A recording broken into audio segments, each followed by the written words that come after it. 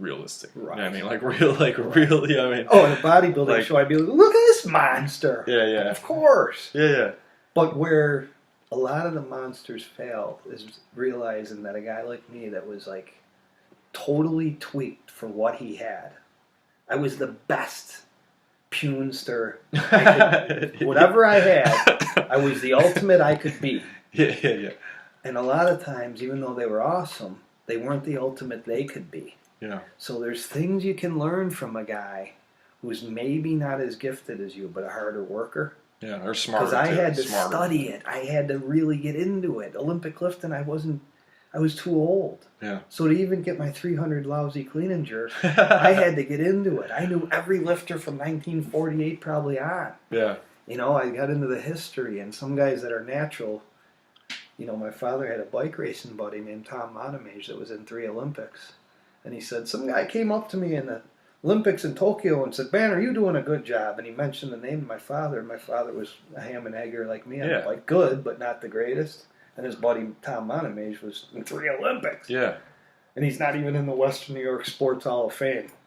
I can't even get that's a whole different story. But anyways, he said to my father, this guy came up to me and patted me on the back and said I was really good. He was a 42-year-old man making the Olympic team, which I believe is still the oldest man to ever make the Olympic cycling team for the U.S. Oh, wow, yeah. And he said, who was the guy? And the guy, my father mentioned, you know, like Tommy Montemage mentioned the guy's name to my father. And my father goes, that guy won the Tour de France 3 times, Monty.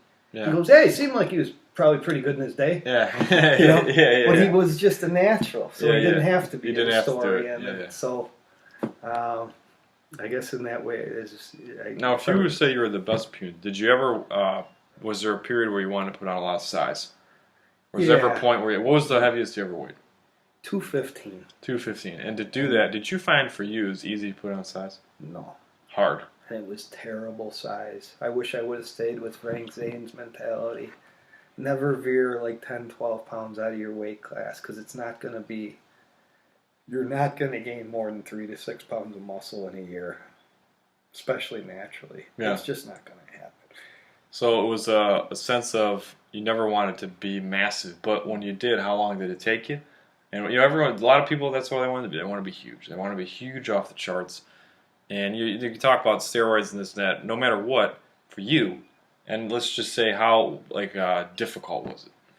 It was impossible. Impossible to get to 215. So you had to put on, let's see, 20, 35 pounds. Yeah.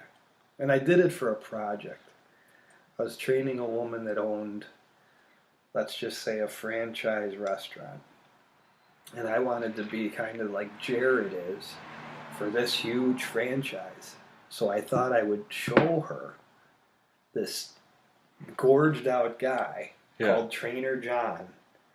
And what I would do, and I ate some of those meals from that place to show that you can diet down on this particular place's stuff, because there was really a bad film made about it. That, you know, Just so it was chronicled. Yeah, But that's why. That's what the so I pressure was there. chronicled it. I got big on purpose. I thought I'd put on some good size, and it ended up being kind of garbage size.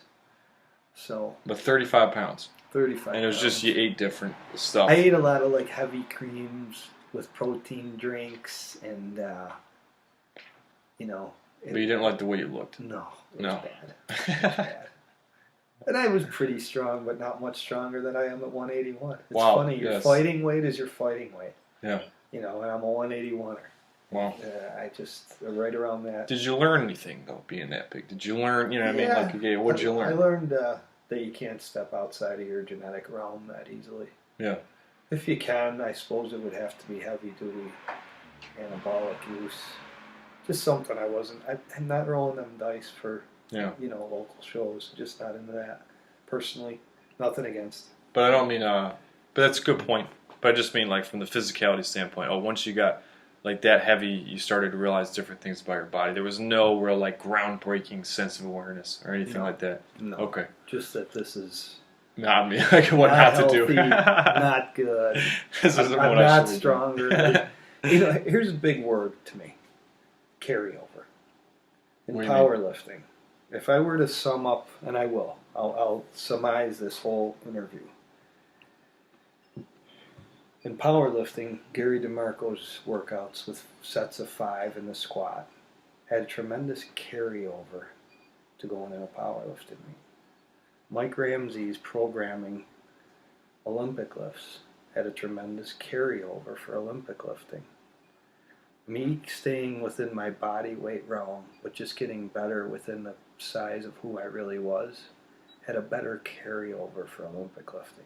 And ultimately, that discipline I learned from the Arnold setting the alarm, the tough neighborhood I grew up in, my father's athletic, influence and healthy eating influence, coupled with the Alexiev and seeing Ferrigno as a young kid, had carryover to all this. Yeah. And it still does to this day. I mean, with my kids, I don't like them sleeping late. I don't like them.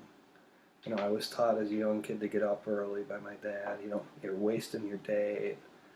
I think that's good. Those are good lessons, and it's funny because many of the lifters I've had, whether it was powerlifting, bodybuilding, Olympic lifting, they're all successful in life. And that's probably what I could be most proud of anything. Yeah. Wow. That's probably where I'd end. Yeah, thank you, John. That was a great, you really did sum it up all right there with it. There's a nice circular summation of my and that's, silly existence. Well, a holistic view, but it shows a level of sophistication that you're able to realize that, right? So, people do stuff and they don't see the connections.